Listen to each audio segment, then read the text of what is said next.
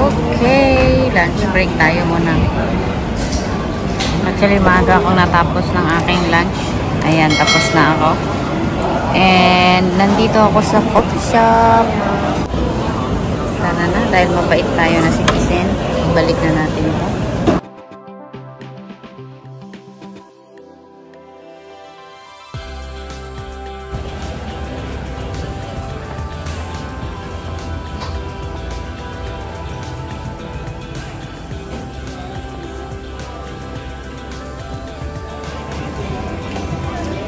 Okay. May madaanan tayo na market. Bibili lang tayo ng mangga or saging. And kailangan din nating magpa-print doon. Kasi kailangan natin ng form. Kailangan natin ng forms para sa mga mag-grading sa susunod na Sunday. So magpa-print tayo dito. Bye-bye!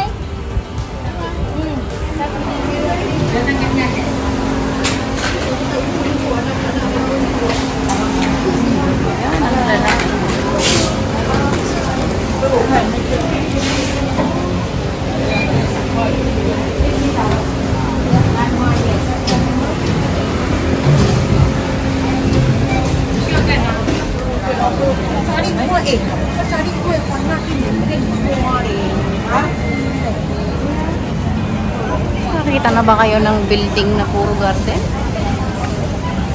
O, ayan. Napapalibutan siya ng flowers, like a garden. Para siyang layered rice terraces sprouts. Siya, building siya. Actually, this community center to. So, mayroon siyang tennis court sa taas. And may basketball court siya rin. Hindi ko sure yung basketball court. Kaya maglakad tayo.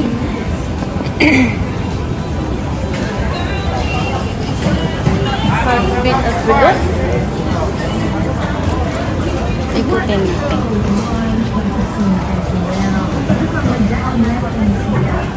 So, sa baba, mayroon siyang mga mga shops. And then, yung tennis court sa taas, malaking tennis court siya, malawak. And then, sa ilalim, meron siyang mga space area para sa mga events.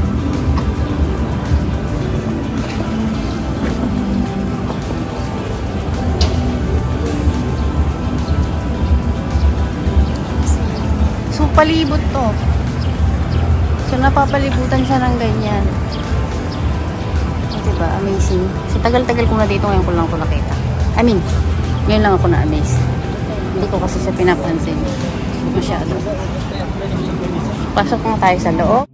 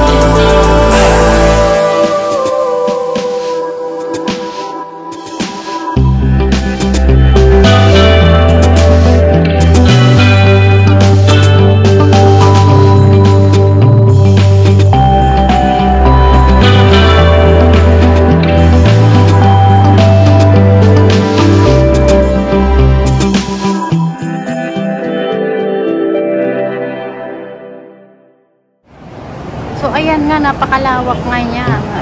Mag-e-exit na tayo dito sa kabilang corner mula sa pinasukan natin.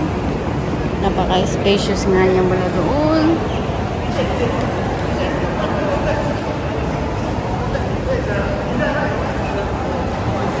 And exit na tayo dito. Tingnan mo yung mga matatanda. Lalaro sila.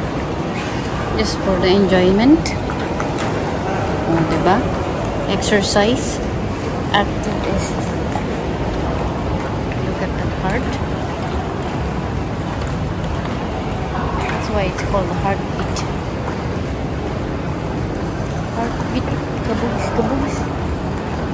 May piano din. Play. So, dito nga rin sa loob, may garden pa rin.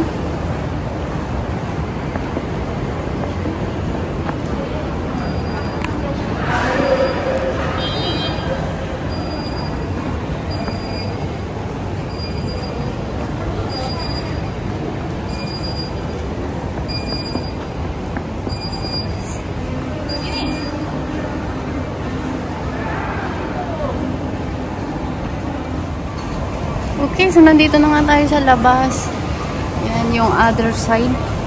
So nandito na tayo sa other side. Bawal yata ako maglakad-lakad dito. Ayan. So mas maganda nga yung mga gardens dun sa harap.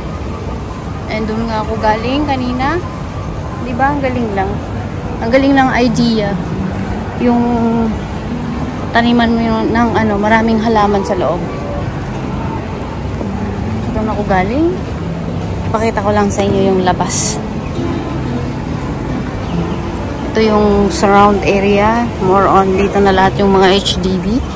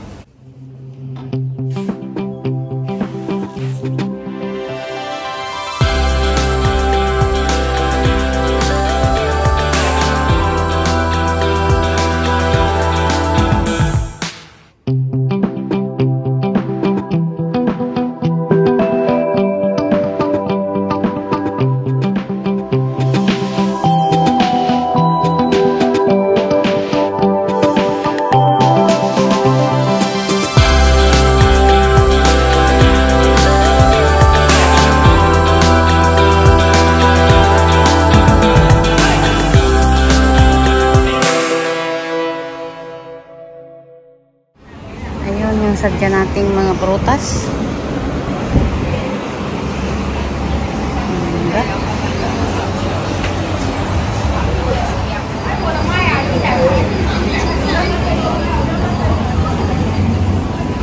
At nandiyan na nga ang ating mangga.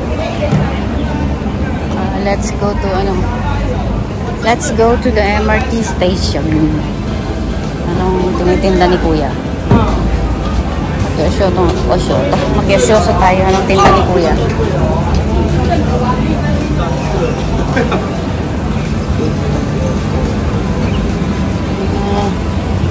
Hindi ko rin maintindihan. Kaya umayas na lang tayo. Ayan ulit for the last time. Dito ako galing kanina. Madaanan natin ulit ang mga durian. They're huge and also expensive. Ayan ang durian. Ang dami. 3 for 10. Okay na to. 3 for 10. Pero yun, ang lalaki. And that's it. Let's go.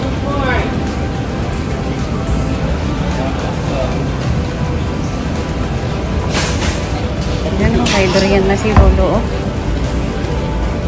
Marami siyang binili ah.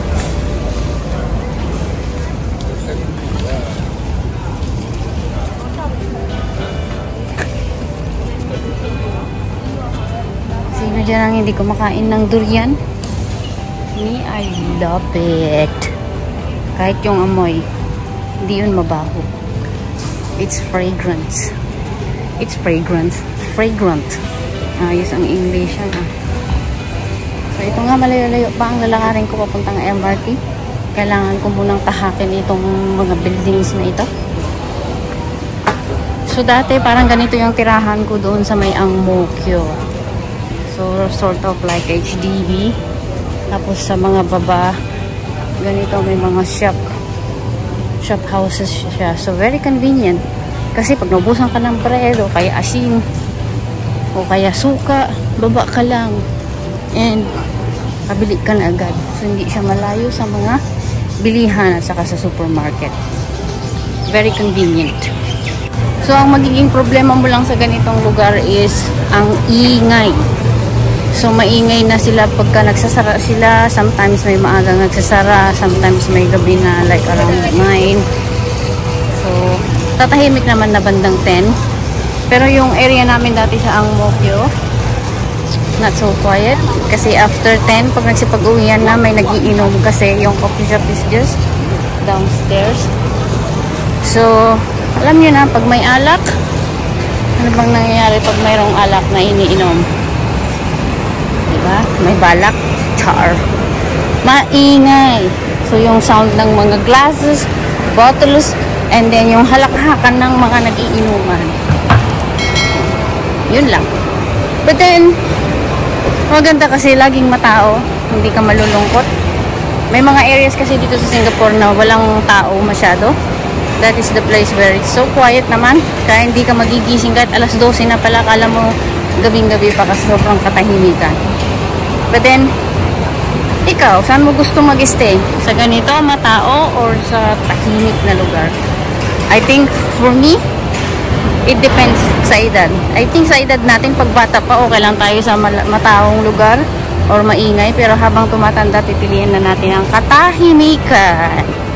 Okay, that's it for now. And bye!